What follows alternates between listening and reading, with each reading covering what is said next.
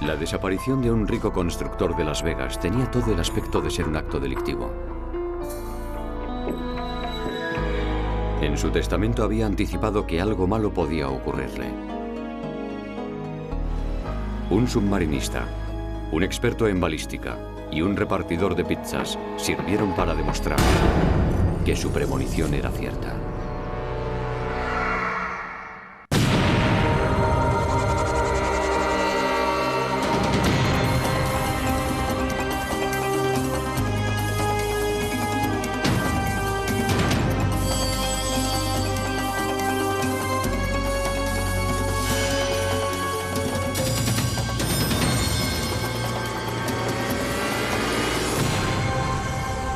Crímenes imperfectos.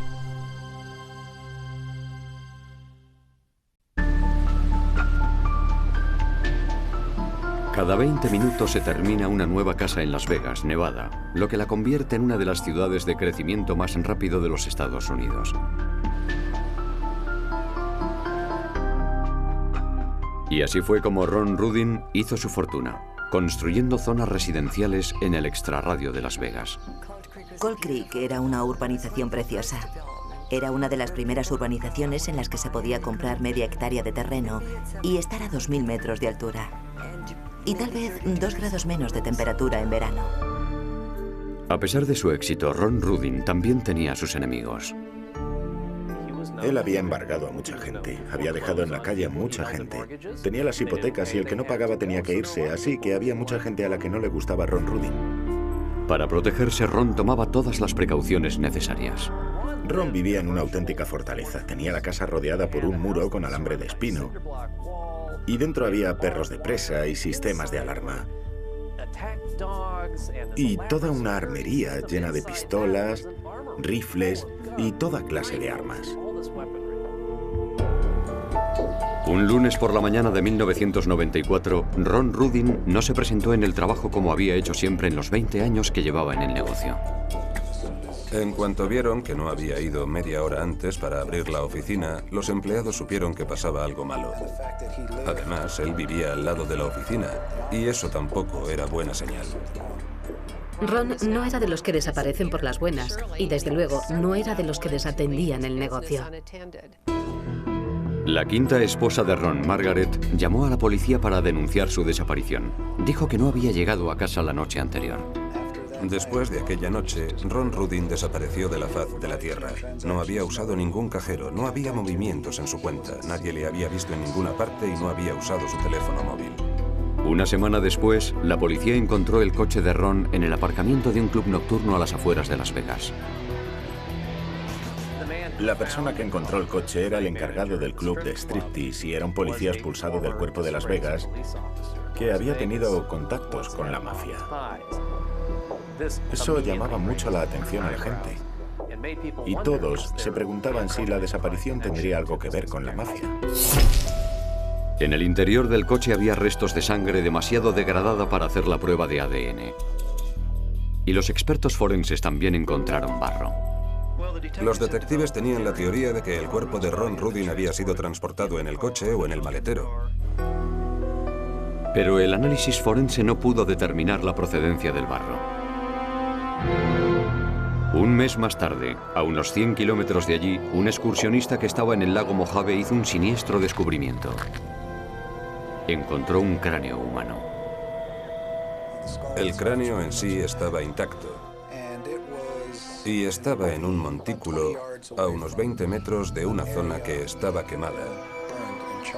Y donde había mucha ceniza y muchos cascotes y muchos restos humanos. Cerca de allí, la policía encontró una pulsera de oro con el nombre de Ron, escrito con diamantes. Parecía como si alguien la hubiera dejado allí para que la encontráramos. Me explicaron brevemente cómo le encontraron y el estado en que estaba el cuerpo. Me rompía el corazón que un hombre que había trabajado tanto toda su vida y había hecho tanto bien a tanta gente hubiera tenido que tener un final como ese. Lo que empezó siendo un caso de una persona desaparecida, ahora era una investigación de homicidio. Era un completo misterio. Nadie sabía quién podía haber hecho una cosa así. historial dental confirmó que el cráneo hallado en las orillas del lago Mojave era el de Ron Rudin. El médico forense determinó que Ron había recibido 4 disparos en la cabeza con una pistola del calibre 22. Cerca del lugar donde estaba el cráneo había una hoguera. Las pruebas que se hicieron confirmaron que allí se había incinerado el cuerpo de Ron Rudin. Cuando empieza el fuego, la grasa lo va alimentando igual que cuando se quema un trozo de carne en una barbacoa. Ya sé que es un poco desagradable, pero en medicina forense es lo que tenemos que hacer para intentar averiguar lo que ha pasado. Entre los restos de la hoguera también había varias tiras de metal y los restos de una cerradura que parecían parte de un baúl. Para los investigadores era evidente que aquello no había sido obra del crimen organizado. No sé, todos querían pensar que había sido la mafia. Y el hecho de que su coche apareciera detrás de un club nocturno después de su desaparición no hacía más que alimentar esa idea en este caso. Al investigar el pasado de Ron, aparecieron varios posibles sospechosos. Ron era lo que podría llamarse un mujeriego. Tenía varias amigas y amantes, según sus amigos y familiares. Desde luego no merecía la muerte por eso, pero hay gente que ha muerto por mucho menos. Una de las mujeres con las que supuestamente mantenía relaciones, Sue Lyles, dijo a la policía que sus hijos habían recibido una carta anónima por correo poco antes de la muerte de Ron. Vuestra madre se ha estado acostando con Ron y ocultándoselo a su mujer y a su marido. Os digo esto ahora para que estéis preparados para un gran escándalo. Cuando Ron vio la carta, se puso furioso. Estaba convencido de que la había escrito su mujer Margaret. Ella negó tener algo que ver con la carta. Al registrar la casa de Rudin no encontraron nada sospechoso. Pero el registro de la tienda de antigüedades que Margaret Rudin tenía en la ciudad fue mucho más revelador. Encontramos 2 recibos de 2 baúles grandes o 2 arcones y ya sabíamos que ahí es donde habían metido el cuerpo. Uno de los baúles se había vendido a la hermana de Margaret y el otro baúl no constaba que se hubiera vendido, pero tampoco estaba en la tienda. Y en el testamento de Ron había otra pista. Ron había dejado una pista para resolver su asesinato en su testamento. En el testamento decía que si tenía una muerte violenta, y especificaba que podía ser por disparos o cosas así, debía investigarse a fondo el caso y que debían fijarse en las personas que iban a heredar, en los beneficiarios. Dejaba una gran parte de sus bienes a amigos y compañeros de trabajo, personas con las que había tenido una relación de confianza en el pasado. Les había hecho muy ricos después de su muerte y también durante su vida había sido una persona extraordinariamente generosa. La mujer de Ron, Margaret, debía recibir el grueso de su fortuna, que era de $7 millones aproximadamente. Cuando se supo que había tanto dinero por medio, en realidad fue una sorpresa para todos nosotros. Aunque la policía no encontró nada sospechoso en el registro de la casa de Rudin, un trabajador dijo a la policía que él había visto muchas cosas sospechosas cuando había estado haciendo arreglos en la casa unos días antes de que Ron desapareciera. Él trabajaba para Margaret, ayudándola con la decoración y con la limpieza. Le dijo que tirase un colchón, que tirase una cama y que arrancara la moqueta. Él encontró una sustancia reseca y pegajosa y estaba seguro de que era sangre. El hombre ayudó a Margaret a convertir el dormitorio principal en un despacho.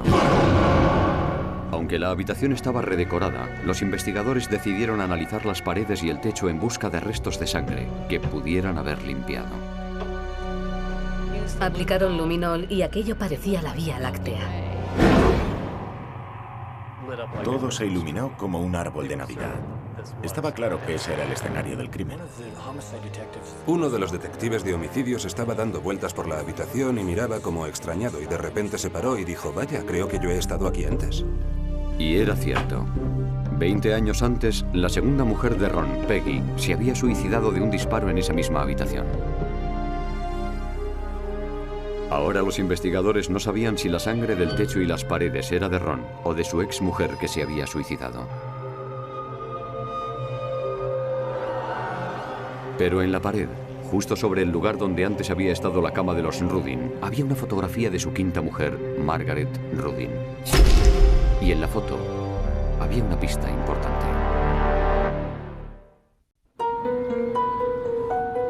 La investigación del asesinato de un rico constructor de Las Vegas se había centrado inicialmente en sus ex esposas y sus contactos de negocios. Investigaron a mucha gente, otros amigos del negocio, personas que trabajaban con Ron, sus exmujeres, sus parientes, pero no consiguieron averiguar nada. En el dormitorio de Rudin, los científicos forenses habían encontrado restos de sangre en el techo y las paredes. Sangre que había sido limpiada. El científico forense Mike Perkins hizo un análisis microscópico de las pocas gotas de sangre que quedaban. Medimos el ancho y la longitud de las manchas y aplicando una fórmula matemática muy sencilla pudimos determinar el ángulo aproximado del impacto de las gotas de sangre sobre las superficies. Perkins concluyó que la sangre había salpicado la pared a gran velocidad, lo que podía deberse a disparos hechos desde dos puntos distintos. Había varios disparos que partían del lado derecho de la cama y otro del lado izquierdo. Las exmujeres de Ron dijeron a los investigadores que siempre dormía apoyando el lado derecho de la cara sobre la almohada. No era extraño que el médico forense hubiera encontrado 4 orificios de bala en el lado izquierdo del cráneo de Ron. Cuando lo colocamos en la misma posición en la que dormía Ron, los orificios y la trayectoria de las balas coincidía perfectamente con las salpicaduras de sangre a alta velocidad de las paredes y el techo. ¿Pero de quién era la sangre? Descubrimos por el ama de llaves que cuando Ron se aseaba por la mañana y se cortaba afeitándose, solía limpiarse con un pañuelo. Los investigadores encontraron el pañuelo en el baño de Ron. Después, compararon la sangre con la encontrada en las paredes y el techo del dormitorio. Y coincidía. El informe de ADN decía que había una posibilidad entre 600.000 millones de que la sangre fuera de otra persona y no de Ron. Había una fotografía de Margaret Rudin colgada en la pared del dormitorio, sobre la cama en la que se apreciaba que alguien había limpiado alguna clase de líquido de la foto, de forma muy profesional. Los investigadores pensaban que el líquido era la sangre de Ron Rudin.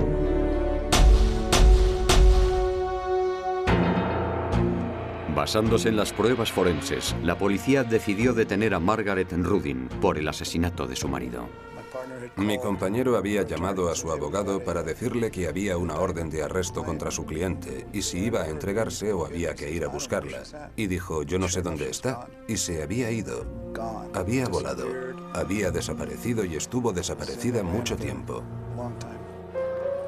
Durante los años siguientes, se recibieron noticias de que Margaret se ocultaba en Arizona y más tarde en México. Pero ella había conseguido burlar a la policía con éxito. Margaret consiguió esconderse de forma muy eficaz. Tenía disfraces, se teñía el pelo, leía libros sobre cómo desaparecer, identidades distintas, diplomas que había conseguido. No era la típica persona que de repente necesita huir de la justicia. Mientras tanto, un submarinista había encontrado lo que parecía una pistola envuelta en unos trapos en el fondo del lago Mead, unos 80 kilómetros a las afueras de Las Vegas. El arma tenía un silenciador incorporado y fue entregada a la policía de Las Vegas. Torrey Johnson restauró el arma y después hizo unos disparos de prueba.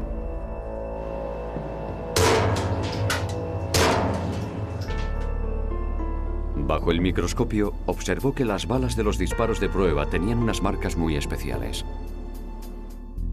Y esas marcas recordaron a Johnson las balas que se habían recuperado del cráneo de Ron Rudin. Estuve mucho tiempo analizándolas, pero cuando terminé los análisis ya no me quedaba ninguna duda en absoluto de que se trataba del arma homicida. Llamé al fiscal del distrito y le dije, no se lo va a creer, pero ya tenemos el arma homicida. Vaya, vaya, mira lo que tenemos aquí. Es justo lo que necesitábamos. Esto es lo que va a resolver el caso. Y los investigadores tuvieron otro golpe de suerte. Cualquier arma que lleve incorporado un silenciador debe estar registrada en el gobierno federal. El tiempo que había estado en el lago la había deteriorado bastante, pero el número de serie todavía era legible. Cuando Johnson llamó al Departamento de Alcohol, Tabaco y Armas de Fuego preguntando por el número de serie del silenciador, le dijeron que el arma estaba registrada a nombre de Ron Rudin. Ron había denunciado su desaparición 7 años antes, justo después de haber contraído matrimonio con Margaret. Lo que dijo fue que él sabía que Margaret le había robado la pistola y estaba convencido de ello, pero siempre que preguntaba por la pistola, ella decía que no. La única persona que tenía acceso a esa pistola, aparte de Ron, era Margaret. En un principio, Ron no podía entender para qué querría Margaret la pistola. Pero ahora el motivo era evidente. Había dos cosas que eran lo que a Ron más le gustaba en este mundo: las armas y las mujeres. Y en una sola noche ambas cosas se unieron de forma trágica para desembocar en su muerte. Pero la gran pregunta era, ¿dónde estaba Margaret Rudin? Después de que Margaret Rudin hubiera conseguido burlar a la policía durante casi 2 años, el caso apareció en un programa de televisión en el que se hacía pública una fotografía de Margaret. Un telespectador de River, Massachusetts, llamó diciendo que había una mujer que coincidía con la descripción de Margaret viviendo en un apartamento cercano a su domicilio. La policía preguntó a los empleados de la oficina de correos que había frente al apartamento, y todos confirmaron que la mujer coincidía con la descripción de Margaret. El arresto fue como de película. Los policías de River, Dios les bendiga, hicieron un trabajo fantástico. Se organizaron dispositivos de vigilancia en espera de que llegara una ocasión para el arresto. Margaret había pedido una pizza o algo de comida a domicilio. Y ni cortos ni perezosos, los agentes se disfrazaron de repartidores. Acompañado de otro agente, el repartidor llamó a la puerta del apartamento. Ella abrió la puerta y miró al repartidor. Le dijo, somos de la policía, ¿podemos pasar? ¿Sabe por qué estamos aquí? Y ella dijo, sí, debe ser por lo de Las Vegas. Margaret Rudin fue detenida y acusada del asesinato de su marido. Los investigadores tenían pruebas de que Margaret y Ron Rudin atravesaban dificultades en su matrimonio. Y también encontraron dispositivos de escucha en el despacho de Ron, colocados allí por una empresa que Margaret había contratado. Ella había escuchado una conversación entre él y una amiga con la que acordaba encontrarse en una de las casas de alquiler. Y después de aquello, Margaret escribió una nota en su diario que usamos como prueba. Y decía que iba a enviar a alguien para vigilarles.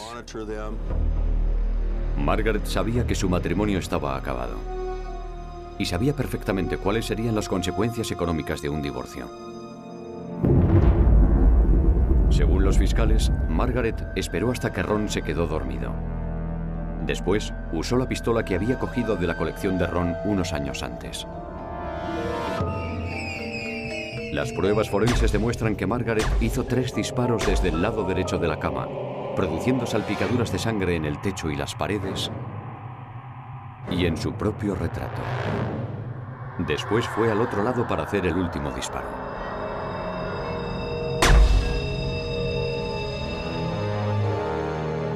Los fiscales estaban convencidos de que alguien ayudó a Margaret a meter el cuerpo de Ron en el baúl de la tienda de antigüedades y después llevarlo al lago Mojave donde lo incineraron, pero hasta la fecha nadie ha podido ser acusado.